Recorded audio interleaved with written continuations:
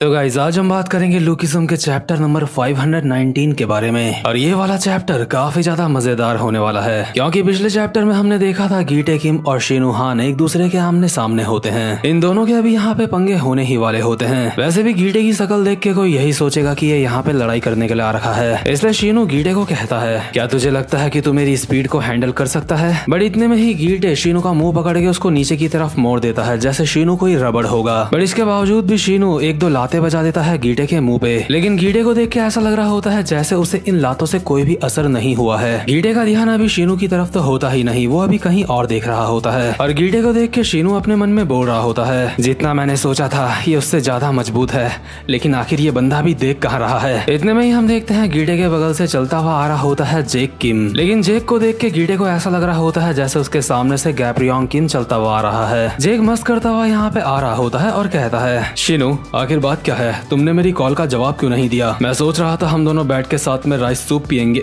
एक मिनट, आखिर यहाँ पे चल क्या रहा है? बट इतने में ही जो गीटे होता है सीधा आके जेक को गले लगा लेता है और कहता है, तो आखिरकार मैंने तुझे ढूंढ ही लिया। और ये सब कुछ देख के शिनू पीछे से बोल रहा होता है, क्या?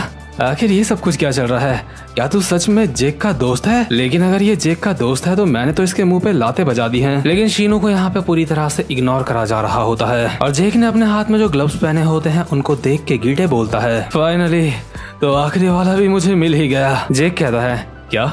आखिर तुम्हारा मतलब क्या है? इतने में ही जेक गीटे की कमर में एक लाइटर लटका हुआ देखता है और इस लाइटर को देख के याद आता है जेक को कि ये वही लाइटर है जो उसकी मदर के पास हुआ करता था। इसलिए जेक बहुत ही हैरान होकर गीटे को कहता है, आखिर तेरे पास ये कहाँ से आया? गीटे ये लाइटर जलाता है और स्टाइल में कहता है, ये लाइटर मुझे उस औरत से मिला है। उस औरत ने मुझे ये लाइटर इसलिए दिया है कि बदले में मैं उसके बच्चे की जान ना लूं। तेरी माँ ने मुझसे विनती करी थी और कहा था कि रिश्तेदारों को आपस में खून नहीं बहाना चाहिए। जेक कहता है, क्या रिश्तेदार?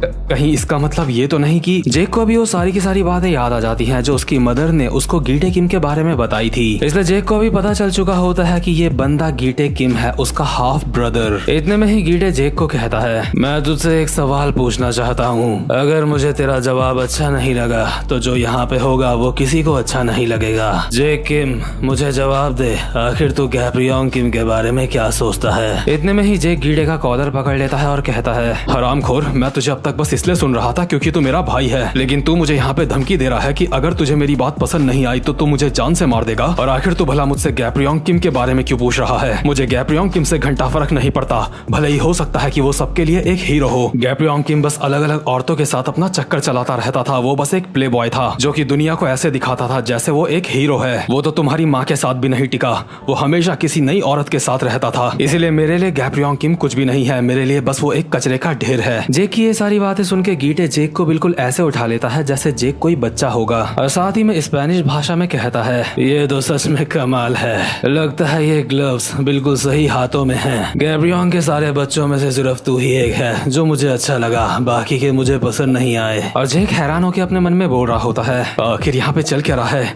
ये मुझे किसी बच्चे की तरह ट्रीट क्यों कर रहा है? शिनू भी गीटे की बात सुन के अपने मन में बोल रहा होता है, आखिर ये बंदा बोल क्या रहा है? क्या इसका कहने का मतलब यह है कि इसने अपने सारे के सारे भाइयों को जान से मार दिया है और ये यहाँ पे अभी जेक को जान से मारने के लिए आ रखा था? अगर जेक सही जवाब ना देता तो ये जेक को भी जान से मार देता। लेकिन अभी के लिए जो गीटे होता है यहाँ से जाते हुए कहता है, बस बहुत हुआ, काफी समय बाद मुझे इतना ज्यादा मजा आया है, अलविदा मेरे छोटे भाई। और यार गीटे को देख के यहाँ पे ऐसा लग रहा है जैसे वो सारी चीजें कलेक्ट कर रहा है जो गैब्रियोंग किम के पास हुआ करती थी। बट उसने जेक से गैब्रियोंग किम के ग्लव्स इसलिए नहीं लिए क्योंकि उसे जेक का जवाब पसंद आया। तो खैर गीटे यहाँ से जा चुका होता है और शिनू की अभी बत्ती गुल हो चुकी होती है, यानी कि वो काफी ज्यादा हैरान होता है। शिनू को इतना ज्यादा हैरान देख के जेक कहता है, शिनू आखिर क्या बात है? तुम इतने ज्यादा हैरान क्यों हो? तुमने तो ऐसा चेहरा बना रखा है जैसे तुमने भूत देख लिया है, आखिर बात क्या है? क्या तुम्हें ऐसा लगता है कि गीटे किम तुम्हारा राइवल बन सकता है क्योंकि वो मेरा बड़ा भाई है? शिनू कहता है, जेक मैंने उसको हल्के में नहीं लिया था, अभी मैंने अपनी पूरी ताकत और स्पीड के साथ उसके ऊपर हमला करा था, लेकिन उसके बावजूद भी उसको कुछ भी नहीं हुआ। आखिर वो बंदा चीज क्या है?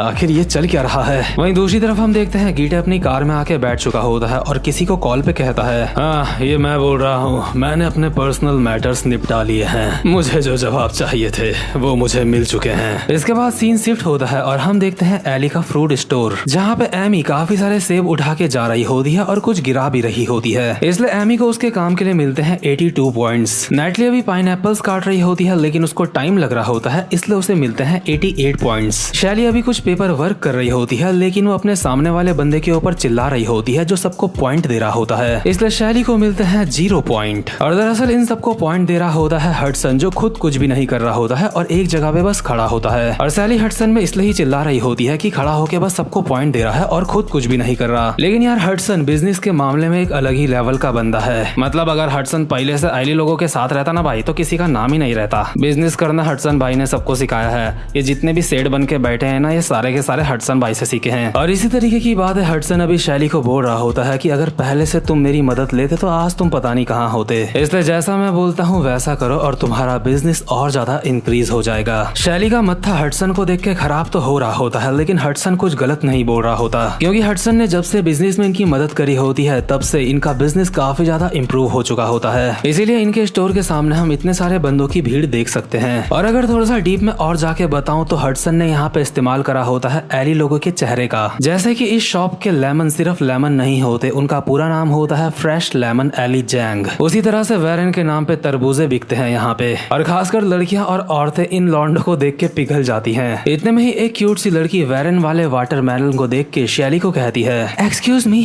ये वाटरमेलन कितने के हैं? शैली कहती है, अच्छा तो तुम वाटरमेलन की बात कर रही हो, एक मिनट में तुम्हें चेक करके बताती हूँ। लेकिन ये लड़की शैली की झन काट देती है और वेरेन की शर्ट पकड़ के कहती है, नहीं मैं तुमसे बात नहीं कर रही हूँ, मैं चाहती हूँ कि ये मुझे बताए वाटरमेलन के बारे में। ये लड़की एक तरीके से वेरेन पे लाइन मार रही होती है, इसलिए शैली को बुरा लग रहा होता है। लेकिन वेरेन शैली का हाथ पकड़ के यहाँ से जाने लगता है और इस लड़की को कहता है, माफ करना लड़की, लेकिन ये वक्त है मेरी गर्लफ्रेंड के साथ घूमने का, इसलिए मैं यहाँ से जा रहा हूँ अभी के लिए। और हडसन ये सब कुछ देख के बोल रहा होता है, वेरेन से जिसे अभी कस्टमर के साथ डील करनी चाहिए थी वो अभी रोमांस कर रहा है। अगर ये एंशन होता तो अब तक मैं इसे काम से निकाल देता। जितना मैंने सोचा था इस बार भी हम उतनी सेल नहीं कर पाए। वहीं दूसरी तरफ है एली जैंग, जो बिना किसी परेशानी के कस्टमर को अपनी तरफ अट्रैक्ट कर रहा है। ये बंदा काफी ज्यादा टैलेंटेड है। इस बंदे ने मुझे फाइट में भी हराया था, मुझे लगता है ये बंदा उस लायक है। और जो लड़की अभी वेरेन पे लाइन मार रही थी वो अभी एली के पास चले गई होती है लाइन मारने के लिए। तो खैर अभी यहाँ पे यही सब कुछ चल रहा होता है। इतने में ही हम देखते हैं यहाँ पे मैनेजर किम भी आ चुके होते हैं, और मैनेजर किम ने स्पेशल वो फ्रूट्स खरीदे होते हैं जो वेरेन चे के नाम से बिकते हैं। एली मैनेजर किम को देख के कहता है, अरे अंकल क्या आप यहाँ पे जॉब इंटरव्यू के लिए आए हो? मतलब एली मैनेजर किम को भी अपने बिजनेस में शामिल करना चाह रहा होता है। हालांकि ये तो सिर्फ एली की एक बात करने की ट्रिक होती है, मैनेजर किम कभी भी ये काम नहीं करेंगे, क्योंकि वैसे देखा जाए तो मैनेजर किम बहुत ज्यादा अमीर हैं। या फिर ऐसा भी कह सकते हैं कि अगर मैनेजर किम चाहे तो अंधा पैसा कमा सकते हैं। मैनेजर किम कहते हैं, एली जैंग आज मैं तुम्हें यहाँ पे देखने के लिए आया हूँ। मैनेजर किम अपने कोट की जेब से एक फोटो निकाल के एली को देते हुए कहते हैं, पहले मैं इस चीज को इग्नोर करने की कोशिश कर रहा था, लेकिन मुझे लगता है तुम इन लोगों को जानते हो। ये जो फोटो में दोनों बंदे हैं इनको गलत इल्जाम में फंसा दिया गया है। वैसे भी ये दोनों चाइना से यहाँ पे आए थे, इन दोनों के यहाँ पे कोई ज्यादा जानने वाले नहीं है, इसलिए इनको फंसाना आसान था। इन्हें एक खून के इल्जाम में फंसाया गया है और इनके पास ऐसे कोई सबूत नहीं है जो इन्हें बेगुनाह ठहराते हैं। व्हाइट टाइगर जॉब सेंटर भी अभी वर्कर्स के लिए काम कर रही है, इसलिए लगता है मैं इस मामले के बीच में दखल नहीं दे सकता हूँ। और एली जैंग को अभी याद आ रहा होता है कि इन दोनों बंदों ने पहले एली जैंग से बात करी थी और कहा था कि ये वर्कर के खिलाफ सबूत इकट्ठा करेंगे। इसलिए एली को अभी ऐसा लग रहा होता है कि अगर एली ने इन दोनों को पहले ही रोक लिया होता तो ये दोनों जेल ना जाते। यानी कि एली इन दोनों के जेल जाने के लिए खुद को जिम्मेदार ठहरा रहा होता है। और इसलिए मैनेजर किम से कहता है, अंकल अभी अभी आपने जो मुझे कहा, क्या आप मुझे वो और ज्यादा डिटेल में बता सकते हो? और मुझे लगता है यहाँ से एक नए लफड़े की शुरुआत होने वाली है। वहीं दूसरी तरफ हम देखते हैं जेल का सीन, जहाँ पे डैनियल मिलने के लिए आ रखा होता है गन पार्क से। डैनियल गन से मिलके कहता है, गन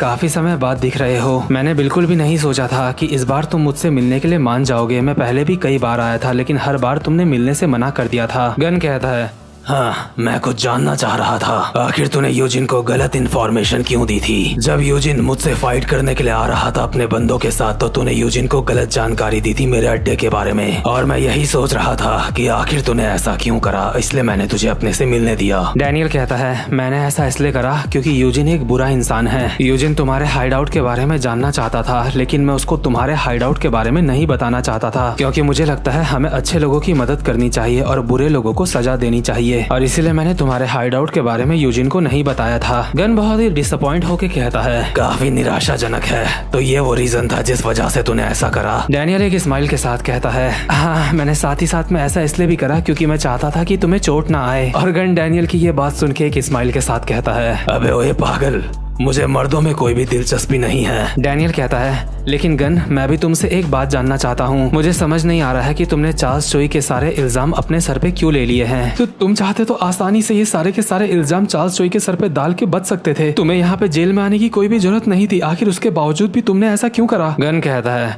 डैनियल पार्क, इस दुनिया में सिर्फ नतीजे मायने रखते हैं। चार्ल्स चोई के साथ चलना ये मेरी अपनी मर्जी थी और जो कुछ भी मैंने सोचा था वो कुछ मैंने काफी ज्यादा अच्छी तरीके से करा है। लेकिन अब तो मुझे ये बोल रहा है कि मैं मरे हुए चार्ल्स चोई के ऊपर सारे के सारे इल्जाम डाल दूं। लेकिन अफसोस, मैं ऐसा नहीं कर सकता। डैनियल पार्क, तुझे इतने समय बाद देख के मुझे काफी ज्यादा अच्छा लगा, लेकिन यहाँ दोबारा वापस मत आइयो। और ये कह के गन यहाँ से जाने लगता है, लेकिन जाते जाते डैनियल उसको कहता है, गन, सिर्फ एक और बात, अगर ऐसी बात है तो फिर तुम चार्ल्स चोई का साथ दे ही क्यों रहे हो? मुझे समझ नहीं आ रहा है आखिर तुमने उस जैसे इंसान के साथ काम करना क्यों चुना? गन, आखिर अब तक तुमने कैसी जिंदगी जी है और आखिर तुमने ये सब कुछ क्यों करा है? आखिर लोग तुम्हें शीरो ओनी क्यों कहते हैं? मुझे सब कुछ जानना है गन। और ऑब्वियसली ये कहते हुए डैनियल की आंखों में आंसू होते हैं। डैनियल की ये सारी बातें सुन के गन हल्का सा पीछे पलटता है और कहता है, जो तू पूछ रहा है। लेकिन इससे पहले कि गन आगे कुछ और कहता, ये वाला चैप्टर यहीं पे खत्म होता है। यानी कि गन डैनियल को उसके